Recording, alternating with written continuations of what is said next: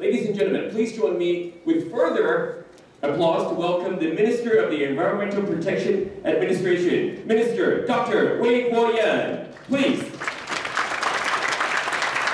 And Legislator, Member of Parliament, Dr. Chiu Wen-yuan, for the Legislative Yuan. And from the American Institute in Taiwan, Deputy Director, Mr. Brent Christensen. Please. Last but not least, our chair, Dr. Joanne Lei, from the GHG Emission Reduction Infrastructure Association Taiwan. Dr. Joanna Lei. With our applause, please.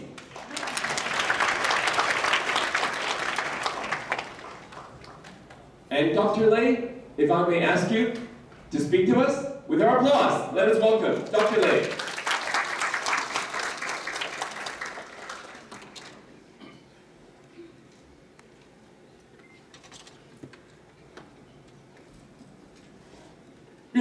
Our applause. Dr. Lei, our chair. Dr. Cho, Mr. Christensen, and our distinguished keynote speakers in the first session. Ladies and gentlemen, good afternoon. Good afternoon. Welcome to the 2014 Pan-Pacific International Climate Change Adaptation Conference. Certainly, climate change is not a new term in our daily life. Starting from 1992, it has been a constant reminder of our human existence that we must now look at a new challenge faced not only by continental nations but also island nations.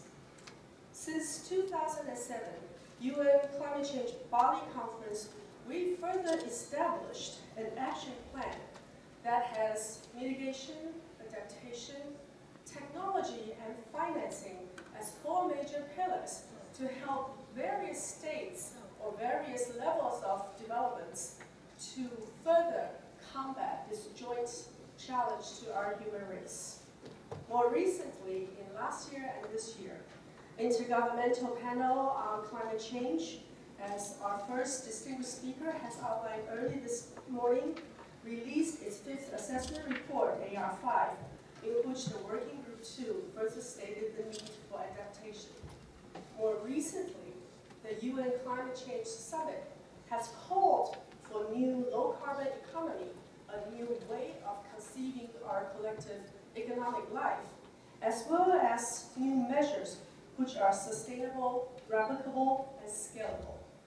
All of which serves to remind us that climate change, or the threat of potential climate change, is not a distant possibility, but maybe a probability in the not-so-distant future. I think more recently, only a few days ago, the Mount Ontake eruption had served to remind us when Mother Earth moves, sometimes it moves unexpectedly in such huge scale that only awareness, full assessment, and preparedness could help us combat this challenge. This afternoon, we are so delighted that we have participants from all around the world, especially from the leading nation in combating climate change. We have Professor Wobbles and Dr. Liu this morning, Dr. Higgins in the first sessions, giving us a great framework.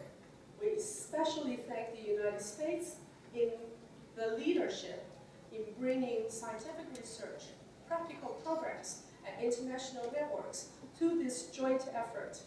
And certainly, we in Taiwan have a lot to offer and contribute in this worldwide effort as well. As a major commercial hub in the Pan-Pacific region, also with a very strong science and research-based economy, we have very strong private-public partnership. All of this can serve to contribute in a Pan-Pacific regional framework in combating this joint effort. As I was looking at today's event, I started recounting the milestones in the climate change, and let me just read a few to you. 1992, UN Framework Convention on Climate Change. 1995, Kyoto Protocol. 2007, Bali Action Plan, the UN Climate Change Conference. 2009 Copenhagen Accord, which established a financial framework to help even developing nations to combat this issue. 2010 Cancun Agreement, 2011 Durban Platform, and hopefully with everyone's participation, with a clear leadership and overall framework from the United States, participants from island nations in the Pacific region, we will one day be celebrating 2014, the Taipei Conference, as the beginning of a Taipei International Partnership. Ladies and gentlemen, with that wish, we hope that the conference is a huge success, not only in exchanging ideas, measures, but also in establishing a partnership in which we share information, we learn from each other in assessment, learn from the preparedness, and most of all, we understand we are one. As human race combating climate change, we are one, and we must act like one. Thank you very much. Yes, we are one indeed. Thank you, for our Chair, Dr. Joanna Lei.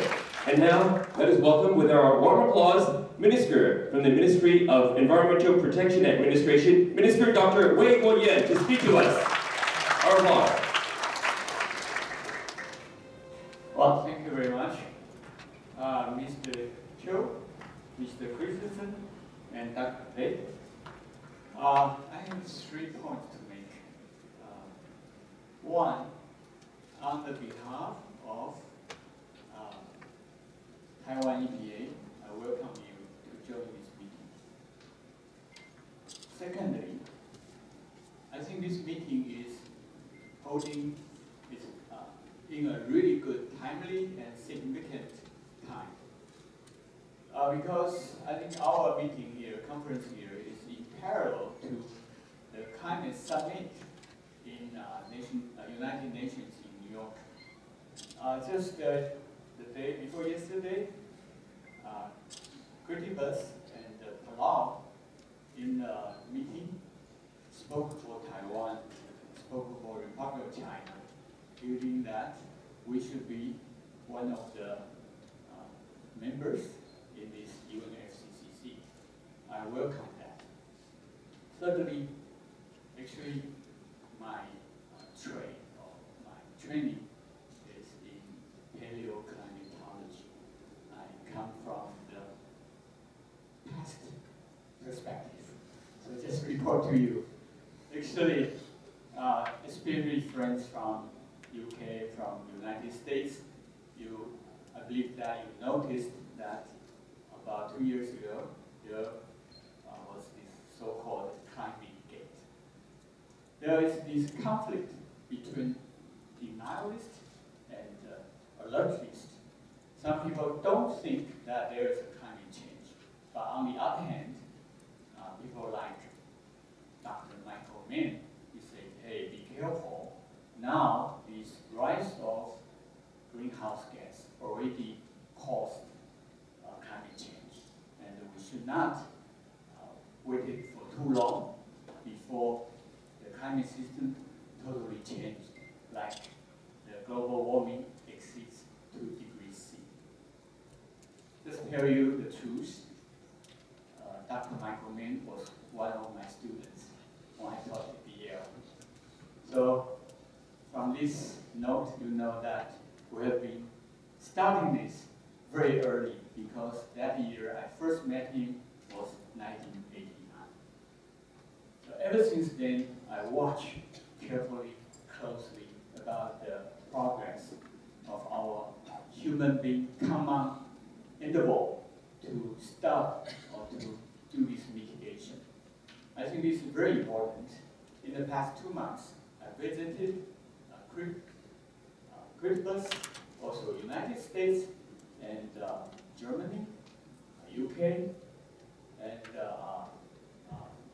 EU in Brussels.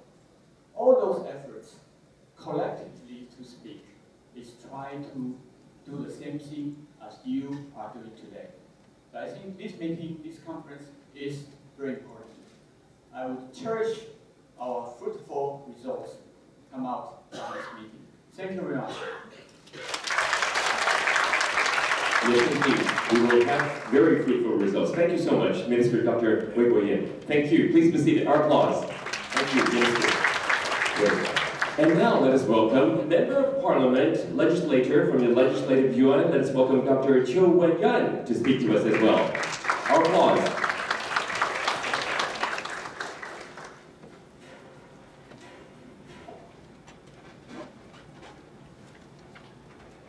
Honorable Minister Wei of EDA, Mr. Wilson of IIT, Madam Chair Dr. Wei, distinguished speakers and delegates, ladies and gentlemen, good afternoon. It is my great pleasure to attend this important workshop today. I led the Taiwan delegation to participate in the UNFCCC COP15 and COP16 when I was the Deputy Minister of the Environment. Although my role has changed to be a member of the Parliament, I still attended climate change meetings very often. For instance, I attended the Warsaw COP19 last year and the European Climate Parliament meeting held in Shanghai in July this year.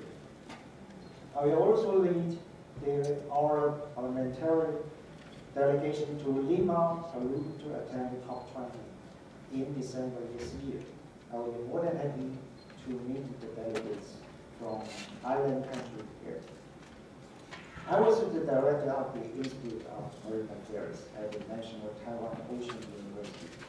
I learned very much on climate change from UNFCCC meetings, as well as many international forums. Many researchers reveal that the change in the oceans is more and more violent than before. For instance, the sea level near Fiji rose by 6 millimeters per year over the past decade, double the global average. Climate and regime shift has been already a reality in the Pacific Islands and Southeast Asian countries, where fishing grounds are displaced and rising areas are contaminating our fresh water and agricultural lands. Moreover, during this century, ocean acidification and extreme weather events are expected to increase, and so are threats that pose to humans. In response to these, our government adopted the adaptation strategy to climate change in 2012, which formulated adaptation strategies and 399 action plans for 8 areas, including disasters, infrastructure, water resources, land use, coastal zones, energy supply, agricultural production, biodiversity, and public health. In addition, the Taiwan Climate Adaptation Platform website was set up to foster dialogue with the general public. Changes in temperature, rainfall, and humidity caused by climate change also accelerate the spread of various disease vectors. This is particularly true in the island countries.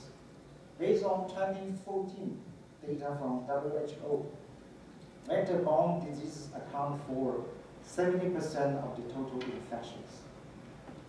Dengue fever has spread particularly fast, with a 30-fold increase over the past 50 years. Currently, no vaccine is available for dengue fever, nor is there medication to treat the disease. More than a quarter of the world's population, that is 2.5 billion people, will be at high risk in the future.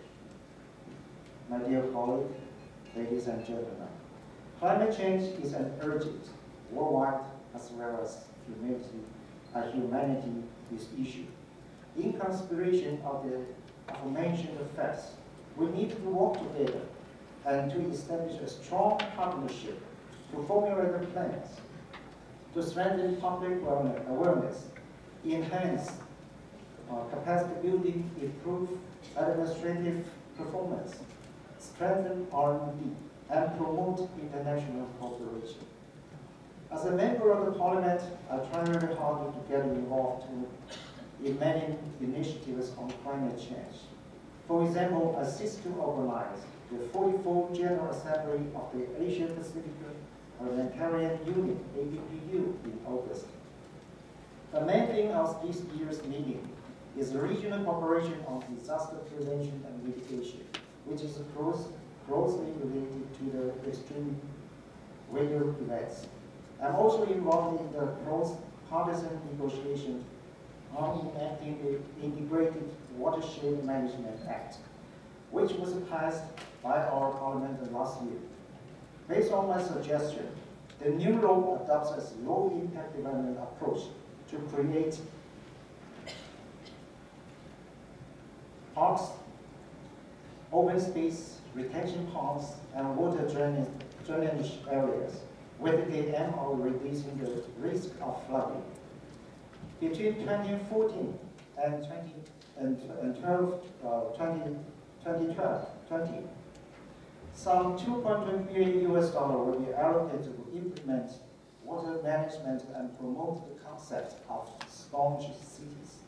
We believe that the climate change adaptation and urban disaster prevention should be given high priority on the national agenda, as it is directly involved with safety of urban residents. Two climate-related bills, the Greenhouse Gases Reduction Act and the Climate Change Adaptation Act, will also be reviewed as early as possible in this section or the next section. Therefore, I am confident to share with you that our Parliament will continuously and strongly support the budget and the programs proposed by the administrative agencies for tackling climate change. In addition, I'm working with several scholars and NGOs to promote the establishment of resilient cities after the explosion incidents occurred in Kaohsiung City in the end of July. Our vision is to reconstruct our cities to be more safe, resilient, and sustainable in 2050.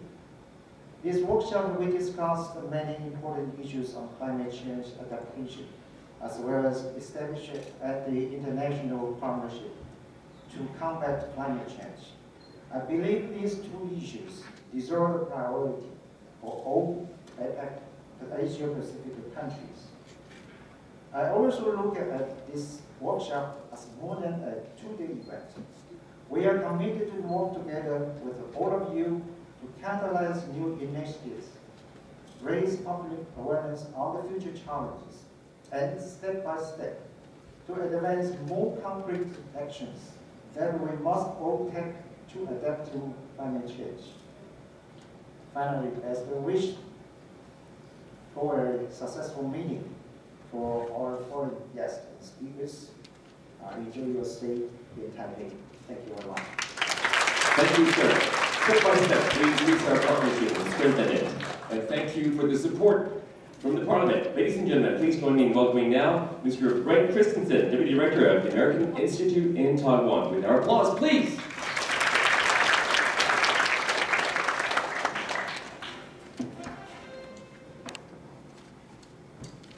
Mr. Wei, Dr. Cho, Dr. May, distinguished guests and friends, good afternoon. It's my pleasure to join you this afternoon at the first Pan-Pacific International Conference on Climate Change and Adaptation. The United States and Taiwan enjoy excellent and growing cooperation on a wide range of environmental issues, including helping to address threats associated with global climate change.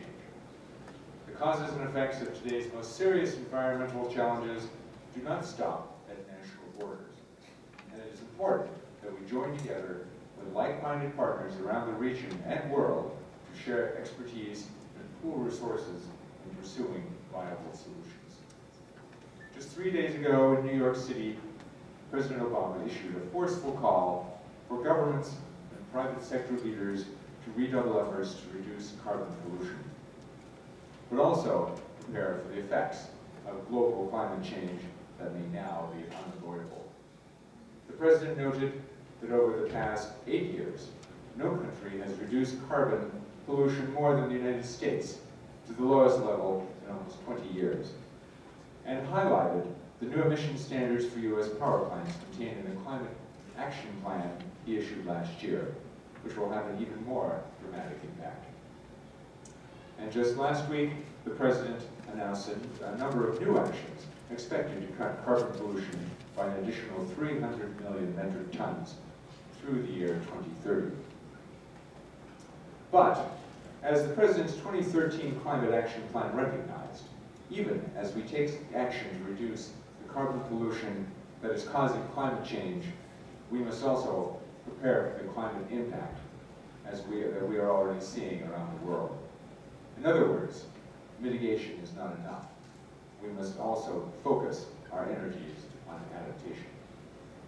In response to this difficult truth, last year the President directed U.S. federal agencies to take steps to make it easier for American communities to strengthen their ability to withstand extreme weather events and prepare for other impacts of climate change. And in New York, 3 days ago, he extended the U.S. government's commitment even further to assist vulnerable nations around the world so that they too can make the necessary preparations to protect their people, infrastructure, and livelihoods from the damaging effects of global climate change, such as higher temperatures, more frequent heavy rains, more severe droughts, increased ocean acidification, and rising sea levels. The United States will now begin factoring climate resilience into our development assistance programs, which already reach 120 nations throughout the world. We want to harness our technological advantages, scientific expertise, and capital to promote climate resilience, not just in America, but around the world. As the President's comments made clear, any successful effort to address climate change will require responsible and willing partners who are ready and able to deploy resources beyond their borders.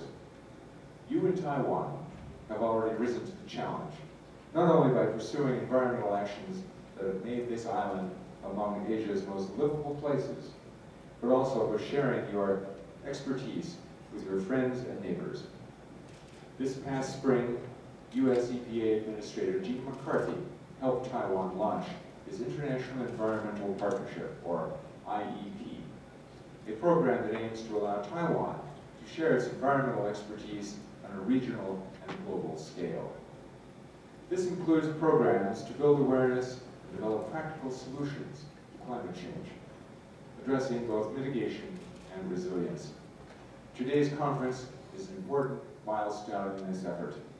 I'm pleased that we have with us today 3 speakers from the United States, one from the Environmental Protection Agency, one from the National Oceanographic and Atmospheric Administration, and one from the University of Illinois. These experts will be able to provide more information about what the United States is doing on climate adaptation. I am sincerely thankful for the opportunity to help open this event, and I applaud your commitment to securing a safe and healthful future for our children and grandchildren. I wish you all the greatest of success for an informative and valuable conference. Thank you. Well, thank you so much for the American Institute in Taiwan. So we should work together as one, as a team, to bring good future to our generations, our grandchildren, and their grandchildren as well. Now, so climate change is a very critical issue that we need to act now. And we need solutions in order to act now. What solutions do we have? What essential solutions do we have? Let us now welcome our guest to the stage with essential solutions to climate change adaptation. Let us welcome the Minister of Environmental Protection Administration, Minister Dr. Wei Guoyan, to bring policy as an essential solution to us. Let us welcome with our applause. Let us also welcome Deputy Director of the American Institute in Taiwan, Mr. Brent Christensen, to bring public awareness as an essential solution to climate change adaptation. Please, our applause. Let us welcome Member of Parliament, Legislator Dr. Chiu Wen-yen, to bring education as also another essential solution. Please, our applause, ladies and gentlemen. This is a group photo time. This is also an essential solution group photo time. And now our chair, Dr. Joanna Lei, to bring public and private partnership to us, please, with our applause.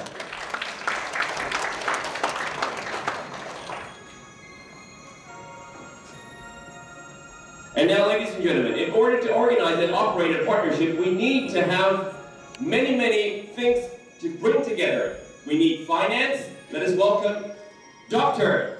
Jian Hui-Zhen from the Environmental Protection Administration to bring finance to us.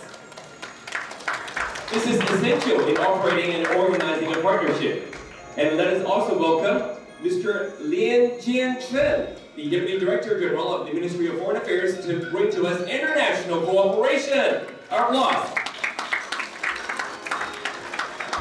And we need science. And to bring to us science, let us welcome Dr. Liu Xiaochen from the Academia Sinica Research Center to take science onto the stage for us. Please, our applause.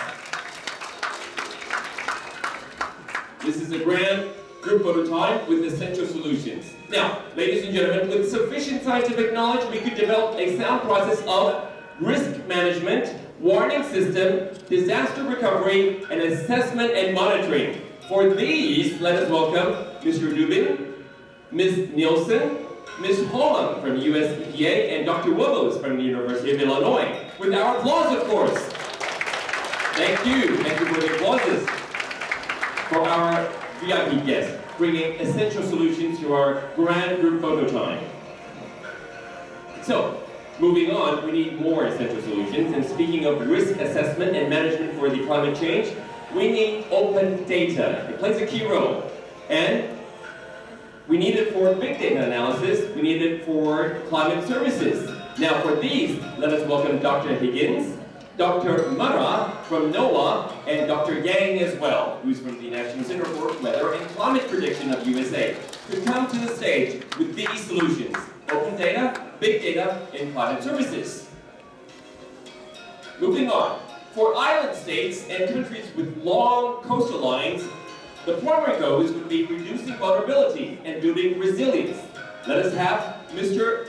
Tuaga from Tuvalu to bring this to us. Please, our applause.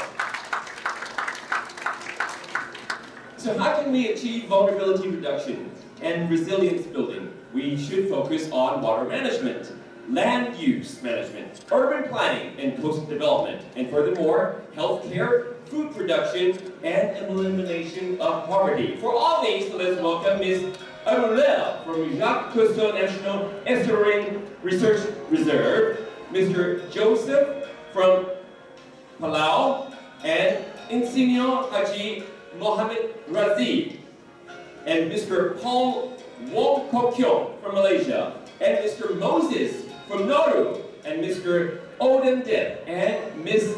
Tomatong from Laos, with our applause to come to the stage, bringing to us water management, land use, urban planning, coastal development, healthcare, food production, and elimination of poverty.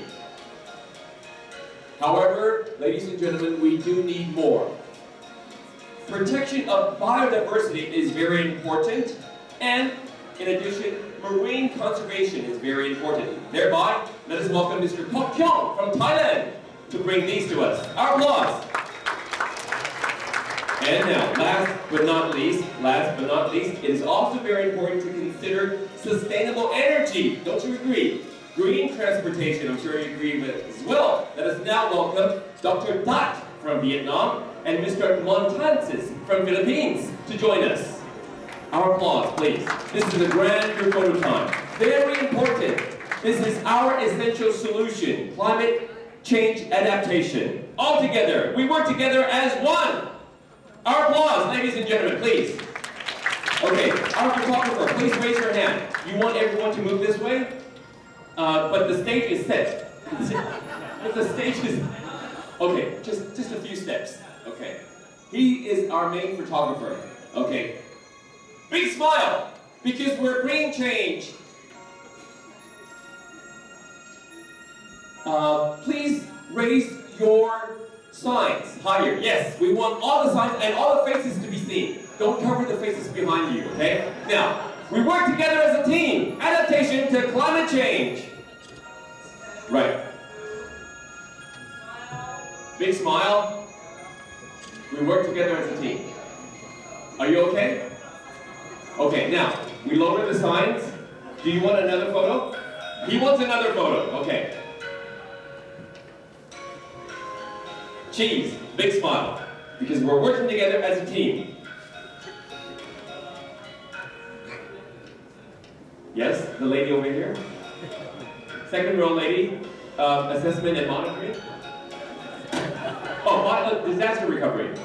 Okay. Very important. Please. Okay, one more time.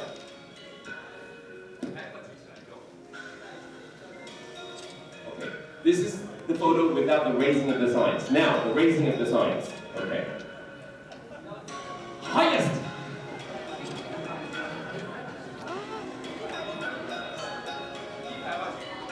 Right.